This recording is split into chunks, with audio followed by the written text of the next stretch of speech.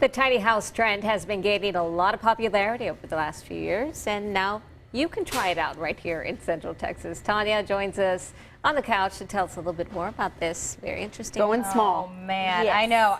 We talked about whether or not we could do it. I think I could, but definitely a change. You know, this community is somewhere in East Travis County. They're a tiny house community away from high rises and traffic. The people who live there know each other very well, but every once in a while they invite guests to try it out or even move in. And I've always wanted to live very small. Reba Parker has lived in her tiny home for about 7 months now. I love living with less things.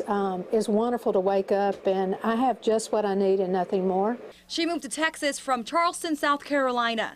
Her kids moved out and she didn't need a big home anymore. So she downsized, big time. And I don't miss anything that I gave up. So there's not a day where I wake up and say, I wish I would have kept this. I love my house and I love the objects I have. It's just what I need. Reba's just one of the 30 residents at Austin Live Work. The tiny home community rests in far east Travis County, away from the city lights and sounds. Residents here do more than just come home to sleep. We have communal meals, we meet together, we plan projects together. It's all that gels people together. Marnie Kaw is a co-founder of Austin Live Work. She came from a gerontology background and tells us research shows that people live happy and healthier lives in a community. So she decided to start one. So coming from Silicon Valley, I decided to just invest everything I have into this, buying a piece of land, and then all of the members of our community, you know, they would know that they're on a sure foundation. We're not going away, and we're here for the community. Residents are like-minded and open people and have to be open to interacting with their neighbors.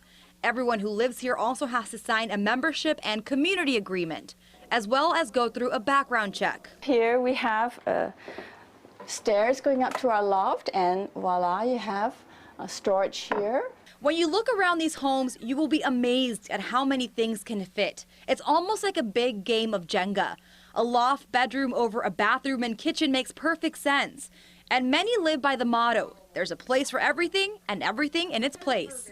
It's amazing how much things they can actually put in the space, and you can just go vertical. Austin Live Work chose tiny homes because it gives residents the flexibility to move around and come back. But there is another reason why the tiny trend keeps spreading. But we're finding actually a lot of people are doing it because of affordability.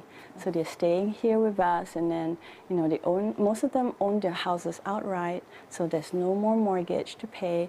For Reba, it's about community. So everybody's really open, accepting, and we help each other out. If somebody has a need, there's always someone that can reach out. And she highly recommends it. You really have got to have this desire to live smaller. And if you do, go for it. And this is the group's first project, but they would like to venture out across the country. They do rent out some of their tiny houses on Airbnb, so you can try it out for yourself. And they have all that rental info and resident info on their website, austinlivework.com. I think it's really cool that you can rent it on Airbnb. Yeah.